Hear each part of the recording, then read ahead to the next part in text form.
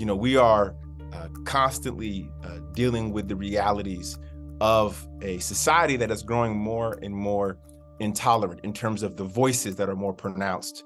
And unfortunately, we have too many leaders. We have individuals who are in positions of leadership that are fanning the flames of hate and that are doing all they can for their own benefit. Hey, Grio fam, it's Gerren Keith Gaynor, White House correspondent and managing editor of politics at theGrio, and I'm here with New York Lieutenant Governor Antonio Delgado. Lieutenant Governor, welcome to theGrio. Pleasure to have you. Good to be here. So, as you know, hate and bias in the United States is up. Hate crimes, according to federal data, has increased since 2019. You sit on a hate and bias prevention unit in New York and announced new regional councils to address the growing acts of hate in New York State. Tell us more about these councils and what you hope to achieve with the work that you're doing. Well, first of all, I appreciate the opportunity to connect on a very important issue. We do know that hate and intolerance are on the rise. We know that it is intentional as well. As we have more and more rigidity in our communication and more echoes of misinformation and manipulation that cloud people's sense of reality, it's easy for conspiracy theories to get traction and for ignorance to breed upon itself. With this all in mind, I think it's incumbent for there to be great intentionality when it comes to creating spaces for honest and thoughtful conversation, opportunities for compassion to flourish, and for truth-telling. And so setting up these councils all across the state on a regional basis, 10 of them, we're working with faith leaders, educators, business leaders, anybody who has made it their business to engage in a healthy way to bring folks together and articulate what it means to live in an inclusive and tolerant and loving society. And this is what we're doing here in New York. We want to lead in this fashion.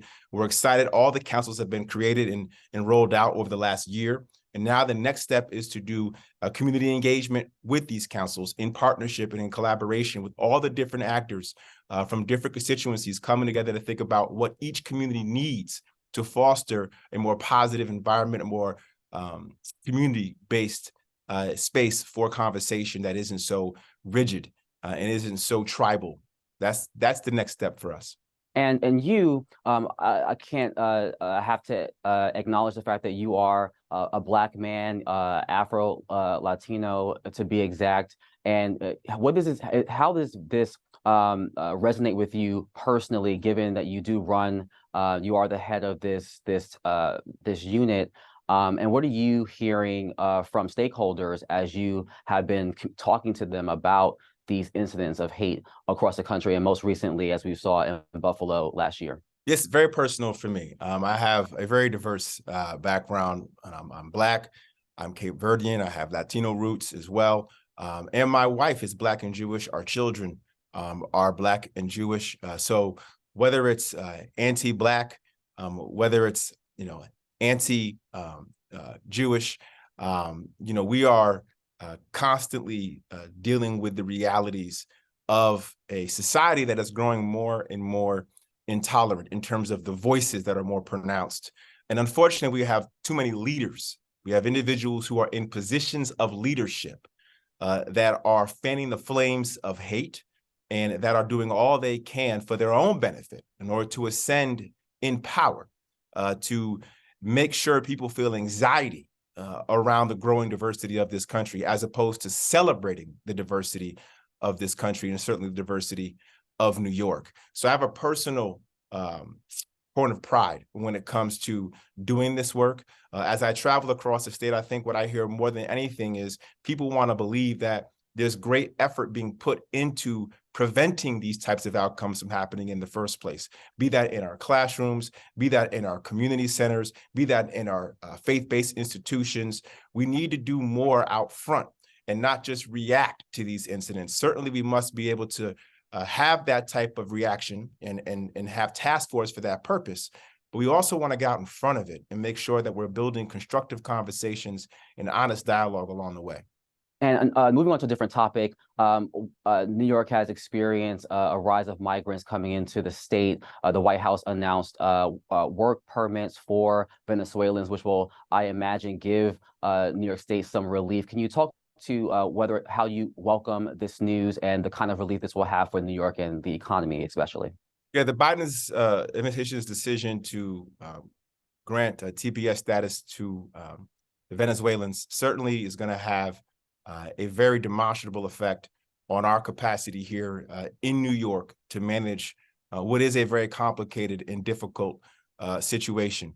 We are excited to continue to work now moving forward, making sure we identify those individuals who are now under that new status and can immediately begin to work. It's going to be critical for us here in New York to partner those individuals with employment in the state and make sure that we are managing this appropriately at all levels of government. So a very, very important step, a positive step in the right direction. And lastly, I read that you had a rap album back in the day. It's the 50th anniversary of hip hop, and we're seeing politicians embracing hip hop more and more. Most recently, the vice president having a hip hop party at her residence. How important is it for the world of politics and hip hop for that gap to be bridged? Well, I think it's important for folks to know that hip hop, particularly at its genesis, was a political statement in and of itself. It's inherently political because it came from a community of folks who are being overlooked and underserved and forgotten.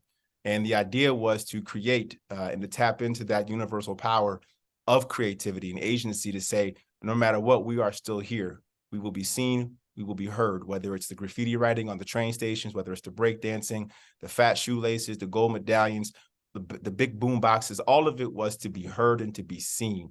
And ultimately, guess what? The people were heard, they were seen.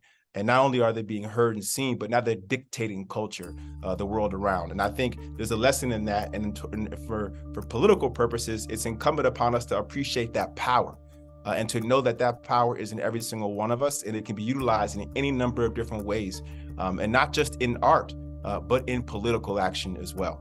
Lieutenant Governor Antonio Delgado, thank you again for your time. Thank you.